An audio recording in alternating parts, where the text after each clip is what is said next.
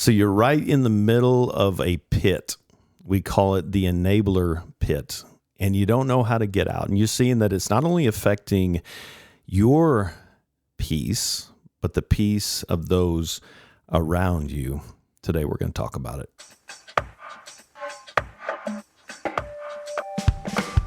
Well, welcome to the Celebrate Recovery official podcast. We're so glad that you're with us today.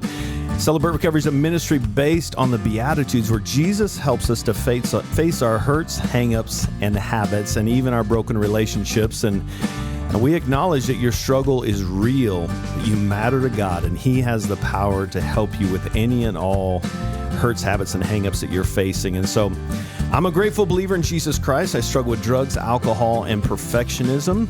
And my name is Rodney, and I'm the Global Field Director with Celebrate Recovery. And I'm so excited about today's topic, enabling. It's one of those topics that can get us stuck and get us in a pit. And I've got some good friends here. I actually have Andy, who's not only the landing director of Celebrate Recovery, but he's also a local ministry leader and leads an adult ministry, Celebrate Recovery.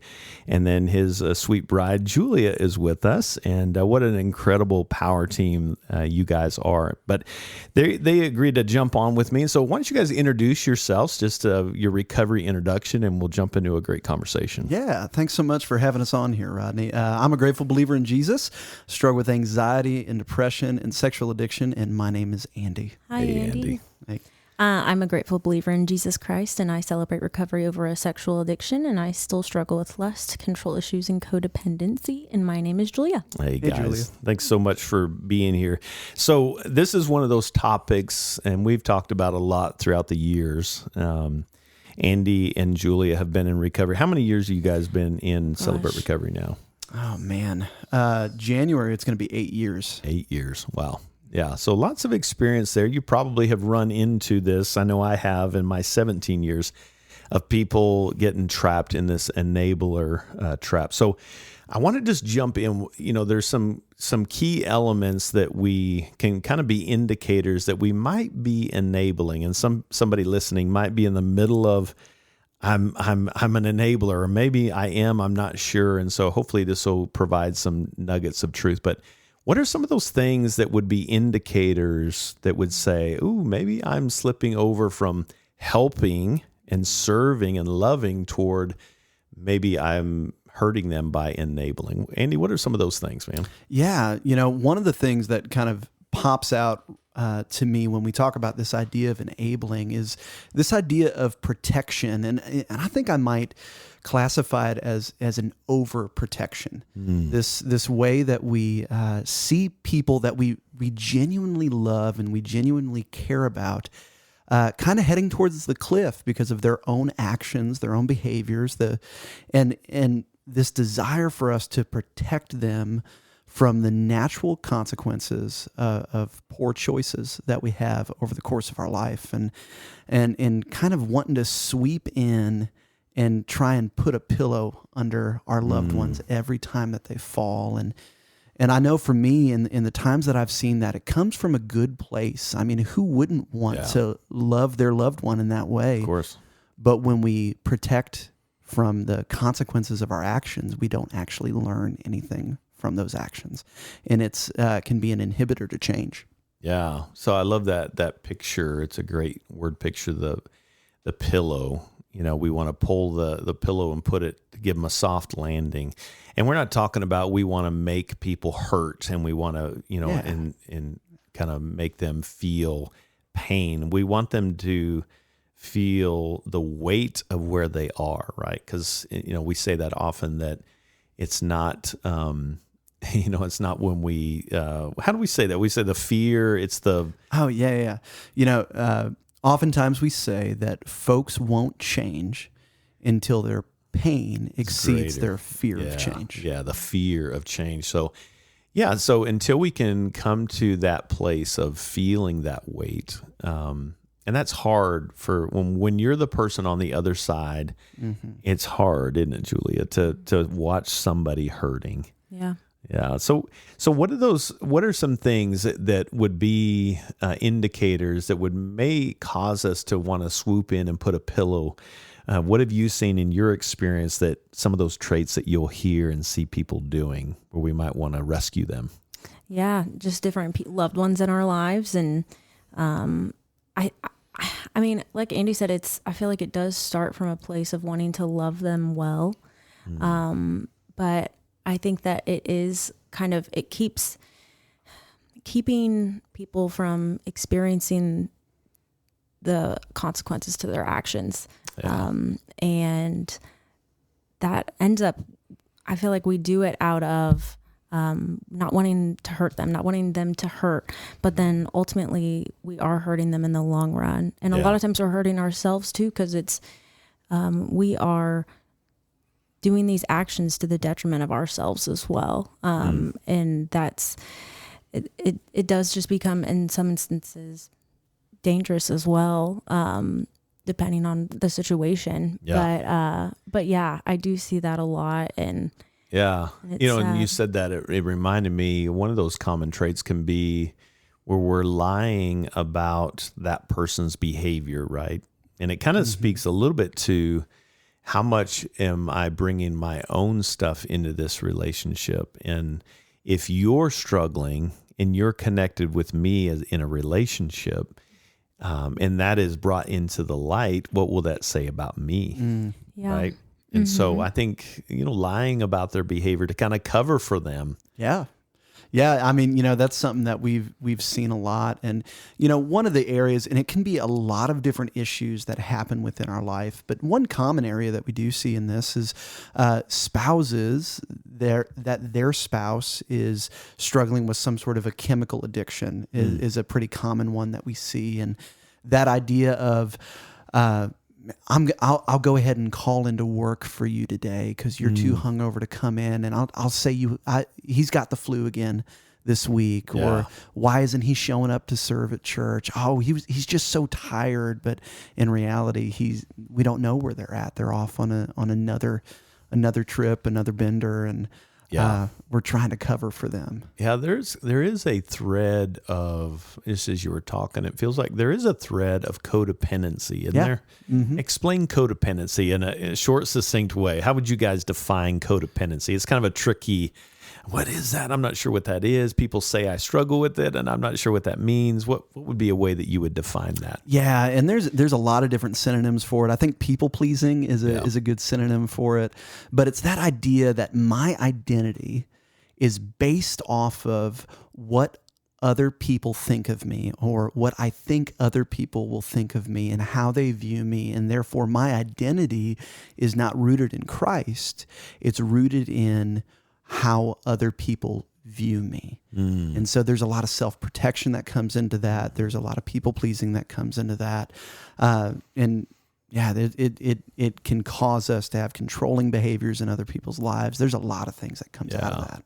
So one of those traits of, or characteristics of an enabler is we will put the addict or the person. It's not just with addictions when we enable, but we will put their needs above our own, right? Yeah. And that's kind of a gross feeling. Where have you guys seen that play? You have some examples? Anything that jumps to mind that would fall into that category? Yeah, that's such a good question. There's a friend of mine that I know, and her daughter has been struggling for years just with addiction, and it was so hard for me to sit across from her and have her just talk about, her whole world is her daughter, her whole world. In some instances in a healthy way, and a lot of instances in an unhealthy way. And so she had become so engrossed in just the enablingness that she in some ways was losing her identity in her daughter, and she was just miserable all the time because all of her well-being was based on what her daughter was doing, and her daughter wasn't making good decisions constantly, and so she was so miserable constantly. And so it was just heartbreaking to see how we can lose our identity in someone we love so much with such good intentions, but we don't realize we have to take care of ourselves and our own health as well. And that's the healthy thing. That's what the Lord wants for us. And so it's heartbreaking to see that happening just across the table. It's confusing because isn't the Bible say that we're supposed to love others? Yeah. Right? It gets a little bit fuzzy. Yeah, but when we start loving others to the detriment of ourselves, it reminds me of, being on an airline and heading on a plane ride somewhere. And one of the things that they always say, they explain the air mask dropping down, and they always say, hey, make sure that you put your mask on first before you help others. And it's because if I don't have that oxygen flowing to me, how can I ever hope to help you find the oxygen that you need? And so often, I see folks, oftentimes it's family members trying to do everything that they can to help connect their family member that is hurting or that is addicted or that is struggling with resources, when maybe the best thing that could happen is if that person that is struggling learns to start taking some of those steps as well. And so when we start doing for others how they need to be taking ownership themselves, it can lead into enabling too. Yeah, the brain is kind of tricky in denial, right? The brain has the ability to lie to itself and believe it. Yeah. Right. This can, and you see that a lot of times if someone brings bad news, hey, so-and-so died. Our first reaction a lot of times is no way. That can't be.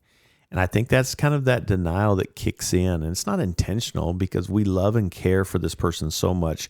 We don't want to see them in this predicament. And if this is true, and if you're listening and you're in that situation, I just want to honor and validate the good reasons why you may be in that place of denial. It's like you care so much about this person that you just don't want to believe it, right? And so, but it's good to be aware of that, acknowledge that, validate the good reasons why it's there. But then what do I do with this new information, right, that we don't want to stay there? And we'll turn the corner here in a little bit on that. But money is kind of one of those factors, isn't it? Where do we see money come into play in the enabling act? Where have you guys seen that play out? Yeah, I have seen that. Gosh, it's so hard because we all want to feel like we're making a difference and that we're helping. In some ways, money is a really easy thing to do. And a lot of times the addicts really do, quote unquote, need money. Like they really, a lot of times don't have the resources that they need. And so wanting to help.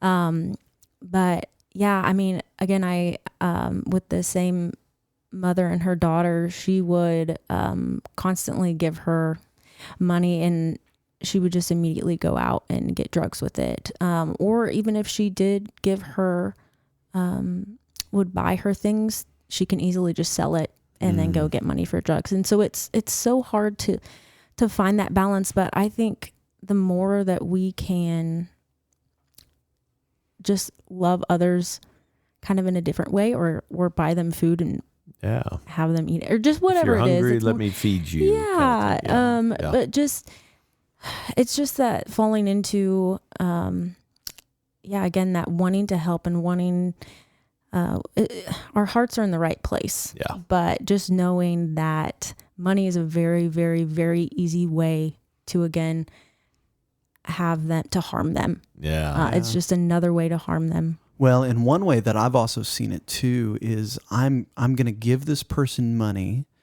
not that they've done anything to earn the money, not that they've done anything to ask and ask for help in a legitimate way, but I just have a hunch that they probably need some money, and I'm just going to, I know that they're always in money issues, and so every time I see them, I give them $20 or $40 or $50, and that doesn't always help. Yeah. Another one, bailing out, right? If a lot of times if you see someone go to jail, too often I see, we bailed them out again, and this is the third, fourth, fifth, sixth time, and that's a tough thing because nobody likes to see a loved one in jail. But when does that become hurting when we bail them out? Yeah. And I think for me is this an instance or is this a pattern? Working with teenagers for a long time and their parents, it's like, we're all broken. Yeah. It's different between, man, Billy got a speeding ticket and Yeah. all right, we went ahead and paid it, versus, man, Billy got his 5th speeding ticket in the past 6 months and I just don't know what to do. I'm losing money on all of this. It's like, well, hey, maybe Billy needs to pay for his own speeding ticket. Yeah, or I'll pay it, but in order to pay for this, you're going to have to do these things to earn back that. To kind of work with it. Yeah, I love that. You know, what's happened to this point, and let's talk about that. Yeah, I think that trying to create a space of I love you too much to hurt you this way, right? Yeah. And that's so hard because when in their brokenness, and I remember myself in my own brokenness, I can be pretty convincing.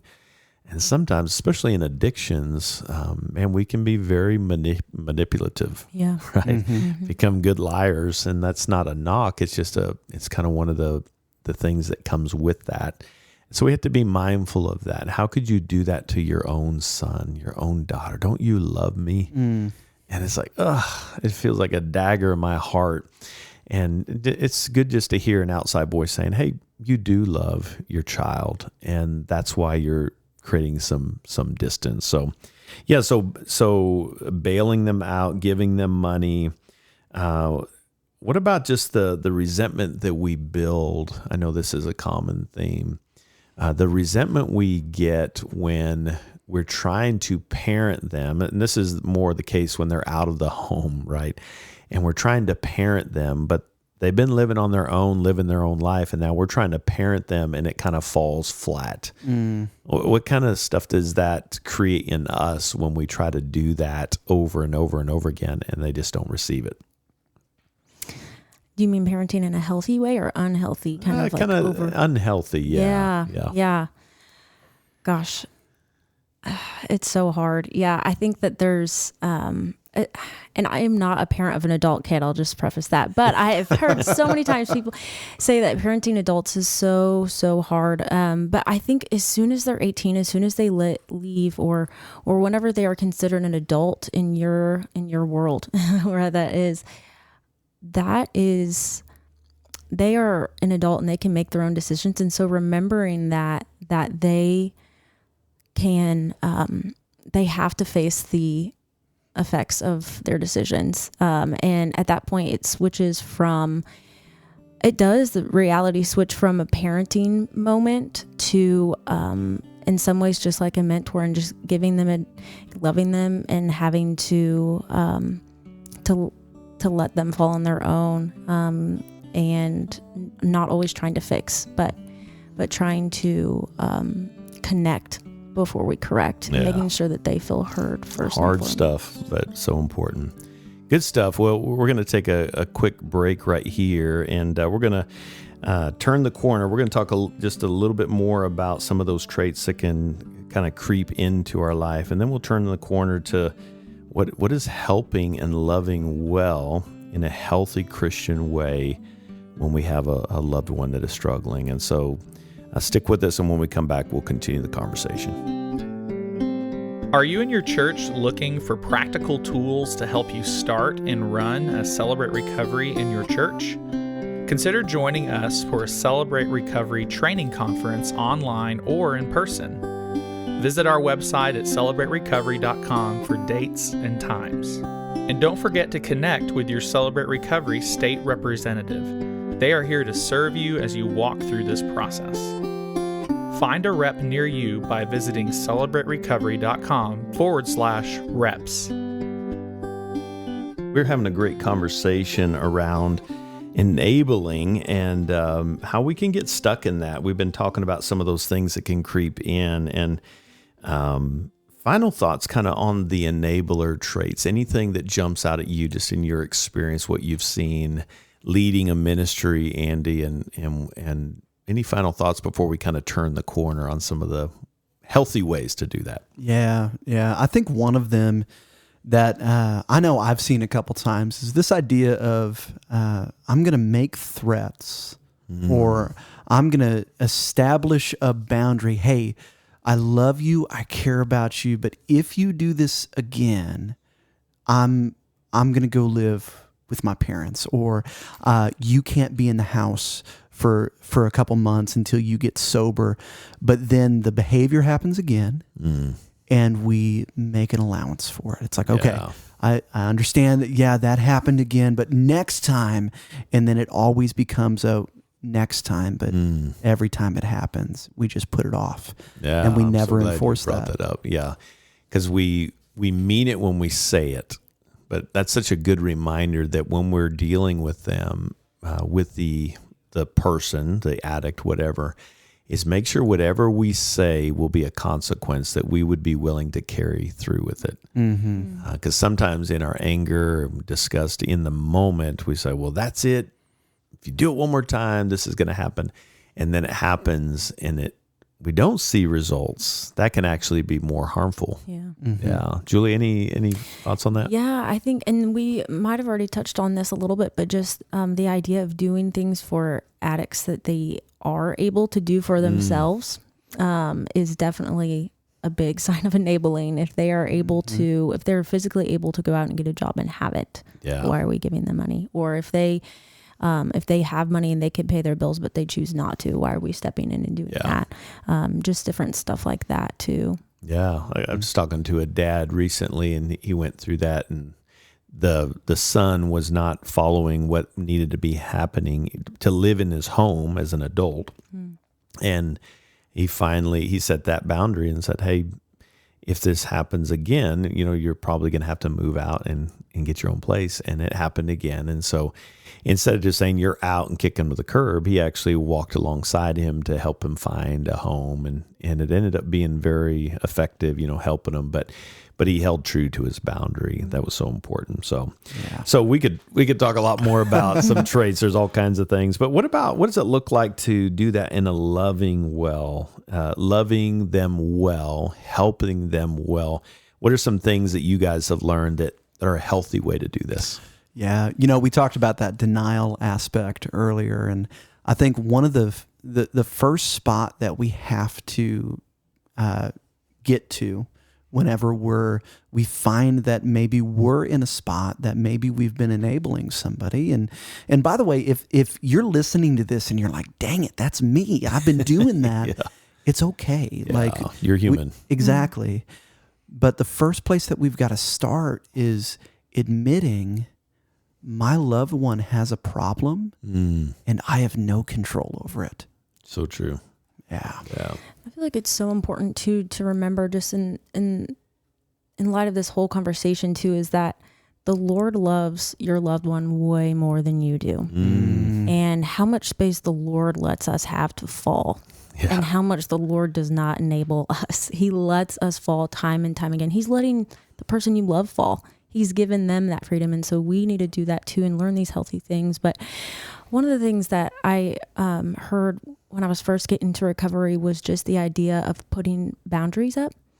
And the whole idea was that you don't put boundaries around other people. You put boundaries around yourself. And that's something that's so, so important to do whenever you're dealing with someone in addiction, because you will get dragged in to enabling so easily. And so kind of taking some distance for a minute and praying, trying to think through what are going to be these healthy boundaries that I'm going to set up around me and stick to. And chances are the person is not going to respond well to those. Most time they don't, but expect emotions are going to be present when you confront them. I love that you said that. I'm so glad you said that God loves them so much more than that. And it's hard to imagine that because we love them so much. And I think that idea of boundaries around myself, it kind of reminds me of just the self-care aspect, whether we want to admit it or not, because our loved one, and if we're specifically talking about a loved one is in recovery, that means we are in recovery. We have gotten pulled into a sick way of interacting with the addict and the loved one. And so we need that support. So tell me Yeah. about self-care. What does that look like being in that arena? Well, I'm so glad that you said that there. And it's such a good reminder because that is a conversation I have a lot with people is like, hey, I know you might not want to hear this, but since your loved one is in recovery, you're in recovery too. And it's a good reminder that no matter what issue we have going on, no matter what, in the language of CR, no matter what unhealthy habit is happening in our life, it doesn't happen in a vacuum. It always affects the people that are around us. And it's an unfortunate part of living in a broken world. But the way that we start to pursue health or self-care and personal health in there is admitting that first and foremost, there's been an impact in my life. And so do I have a space where I can freely talk about the pain that I've experienced for trying to love a loved one that's in pain themselves? Yeah. And do I have safe people to bring around me that aren't going to try to fix me, but are going to be there to walk alongside me in love? Yeah, and other people that have walked in your shoes. There's Yeah. nothing more powerful than a changed life that has experienced something that we are currently walking through, and to look them in the eye and say, this is what's going on. And to even say, hey, tell me, we're not about giving, fixing and advice, but sometimes we need, that's the beauty of accountability and sponsor relationships. Hey, what did you do when this happened? You've walked in this journey. Tell me what you did.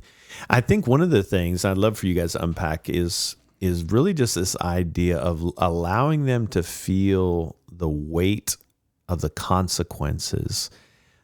Whether we like it or not, we're thinking about our stories. Pain gets our attention, right? And that pillow analogy you used kind of reminds me of how often when we put the pillow underneath them and they don't feel the weight of that, that's a game changer for us, isn't it? Yeah. Talk about that. What comes to your heart with that?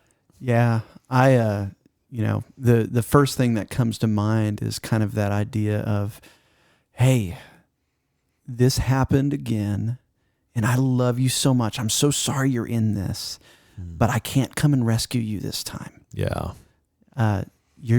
You've either got a day in jail or I can come bail you out. Yeah. I'll see you in a day, but I'm going to be right there to pick you up whenever you get out. Yeah. And so allowing that pain to actually do the work that maybe God wants it to do is so key, and letting them feel the consequences of their action. Yeah. Julia, why is that important to feel the weight and the pain and the consequences? Pain is a great teacher. Wish it wasn't that way. Yes. But pain, in some ways, pain is such a gift from the Lord because it teaches us so quickly in a moment. I'm never going to do that again. Even thinking about how many times we've all been in situations where we've maybe said something stupid or we're nervous and immediately it doesn't go well. Yeah. And in that moment, we just wish that we could have got back in it. And then I wish I'm never going to do that again. I'm not going to. And then just thinking about that and all these situations of how quickly we can learn if we're allowed to hit that rock bottom. Well, and I think too about pain. Think about, and I've heard you talk about this a lot, Rodney. Think about if your body never felt pain. If my arm was on fire and I didn't feel any pain, or if I broke my leg and I didn't feel any pain, I would never be able to know how to address the wound that is there. And that would cause so much more damage. Yeah. And so being able to feel pain is actually a gift that God has given to us. C.S. Lewis says that pain is God's megaphone to rouse a deaf world and to be able to see that there's areas that need addressing. Wow. Yeah, and that's kind of the root of the deafness, right? Of the pain being hidden is we try to find other things to cope and hide the pain. I don't want to feel this. That's how we get into addictions to begin with. Yeah. It's like this feels too much, and I need something to take me out of that. And it's never a permanent solution. It's not sustainable. It actually makes things worse. And so, I love that picture. Yeah, when you were talking, Andy, I was thinking of if I break my leg and I don't feel pain in that, and I continue to run on it, there's going to be some permanent damage, not just the bone, but to the skin, the ligaments, all those tendons, everything is going to be damaged because I'm running on a leg that is not functioning the way it should be. And so we want to create space to say, oh, that hurts. That's the way God gave us an indicator. Something's off. Yeah. Well, and to take that analogy and apply it to what's going on in addiction, one of the reasons why I'm in a spot where I'm trying to run to these different protections or defenses or numbing agents is because my heart and my soul isn't functioning as it should. It's not connected to the source of our hope and our healing, which is Jesus. Yeah. And then when there's additional pain that results from that, and I don't feel that additional pain, I can never go and fix the real thing that is that's going on in my heart. Yeah, that's so good. Julia, closing thoughts from you. Oh, wow. So much pressure. Yeah, I think, and we touched a little bit on just the fact that we need to get the support we need. And that's what's so great about Celebrate Recovery too, is that it's for everyone. And so I feel like it's so important for us to find those safe groups that we can go to, whether it's Celebrate Recovery or is it Al-Anon? That's for family members and different stuff like that. But just also remembering we need to take responsibility for our part. And we say all the time in Celebrate Recovery that, it could be 90% someone else's fault. Yeah. But taking that 10% and looking at our own lives and really working our own recovery with this and working, seeing what the Lord wants to teach us through this, and just going back and continuously working our own recovery is such a big part of it as well. And again, just the aspect of control too. We think when we're trying to enable someone that we have the control, that we can change them, we can do that, and just realizing that we can't. And so letting that go and letting God do it is just so important, and will help us in our insanity to try to live in that place where we're just wrought with anxiety, getting healthy. Yeah, I'm reminded, Henry Nouwen says that Jesus always put the care before the cure. And I just feel compelled to just talk to maybe the person who's on the other side of this, the addict, and to speak to the family member that's on the other side of it. Is your family member is not the enemy. They're just struggling. Yeah. And once we can kind of stop making them the enemy and just look at that they're a broken person who is in a deep pit. And right now what they need is love. They don't need your judgment. They don't need critical talk, all that. It's like, I'm not in control of this. I'm going to pray for you. When you're ready to get help, I'm here for you. And I'll get you pointed in the right direction. So if you are the addict or you're on the other side of this, I want to speak to you for a second, just tell you that Celebrate Recovery is a great place for you, that you can find healthy ways to face the pain. All of us sitting around this table have needed that Savior to experience His care and sit in Dad's lap and just know what it's like to be loved and cared for as we move toward sobriety, but bigger picture recovery, right? Yeah. So it's a journey, though. It takes a lot of trusting the process, trusting Jesus, allowing other people into our pain. And so I'm grateful for people around us that would walk with us in that journey. So Andy, Julia, thank you guys so much for being here with us today. Grateful for you guys. Thanks for having us. Yeah. Well, hey, I just want to talk to you, the listeners. Thanks for being with us. And I just want to remind you that no matter what you're facing, you are never alone. And you too can find healing and freedom from your hurts, hangups, and habits. If you're looking for a group, just go to celebraterecovery.com/groups, and you can find a group near you and be a part of this movement along the journey. God bless you, and thanks again so much for joining us. Until next time, thanks for being here.